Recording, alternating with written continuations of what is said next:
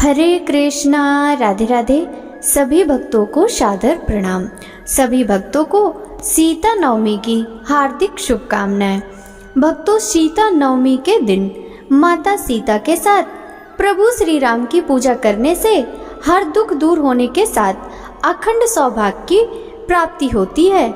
हिंदू पंचांग के अनुसार हर वर्ष वैशाख मास के शुक्ल पक्ष की नौमी तिथि को सीता नवमी मनाई जाती है। मान्यता है कि इस दिन माता सीता धरती से प्रकट हुई थी। इसी के कारण इस दिन को सीता नवमी, जानकी नवमी और सीता जन्मोत्सव के रूप में मनाते हैं। माना जाता है कि इस दिन माता सीता की विधिवत पूजा करने से व्यक्ति को हर दुख दर्द से निजात मिलती है।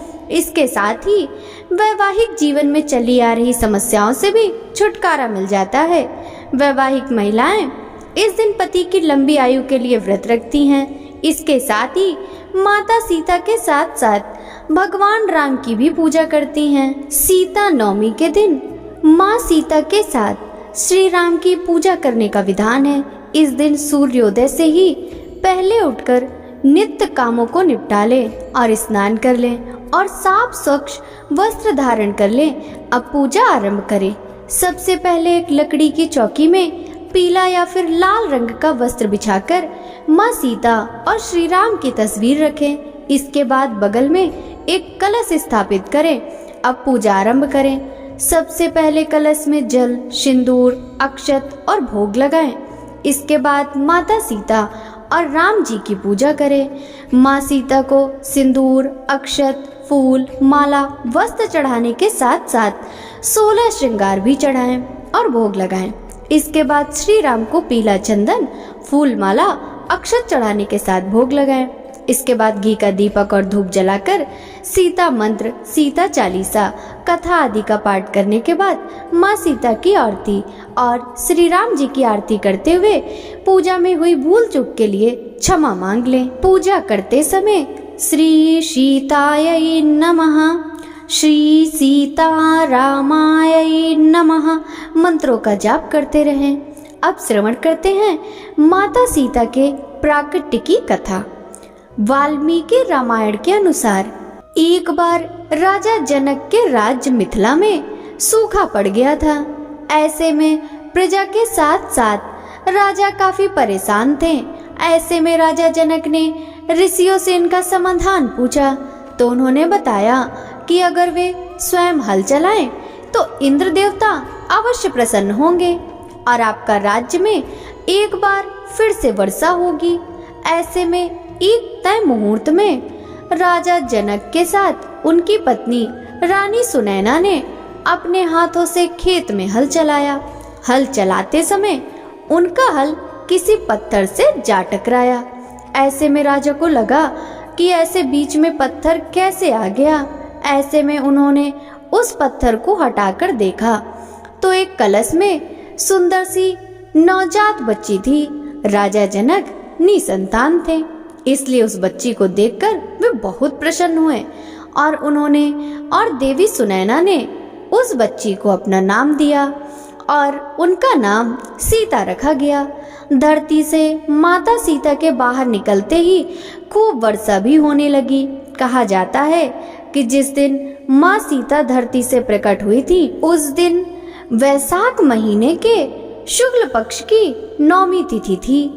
तभी से इस दिन को सीता नवमी या जानकी नवमी के नाम से मनाया जाने लगा। प्रेम से बोलिए माता जानकी की जय, भगवान श्री रामचंद्र की जय। आरती श्री जनक के दुलारी की, सीता जी रघुवर प्यारी की। आरती श्री जनक के दुलारी की, जगत जननी जग की विस्तारिणी। नित्य सत्य साकेत विहारिणी।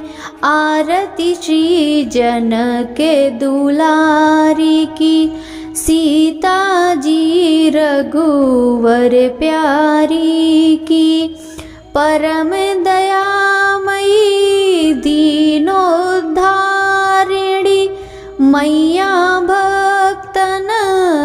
हितकारी की। आरती श्री जनक दुलारी की। सीता जी रघुवर प्यारी की। सती शिरोमणि पति हितकारिणी। पति सेवा हित वन वन चारिणी। पति हित पति वियोग स्वीकारिणी। त्याग धर्म मूरति धारी की।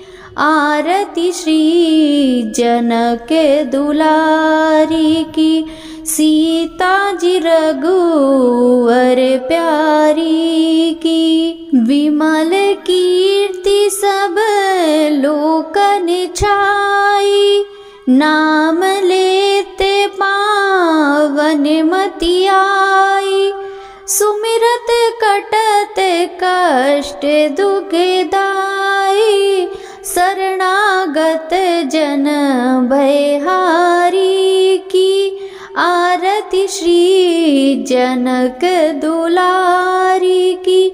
सीता जी रघुवर प्यारी की। आरती श्री जनक दुलारी की। प्रेम से बोलिए माता सीता की जय।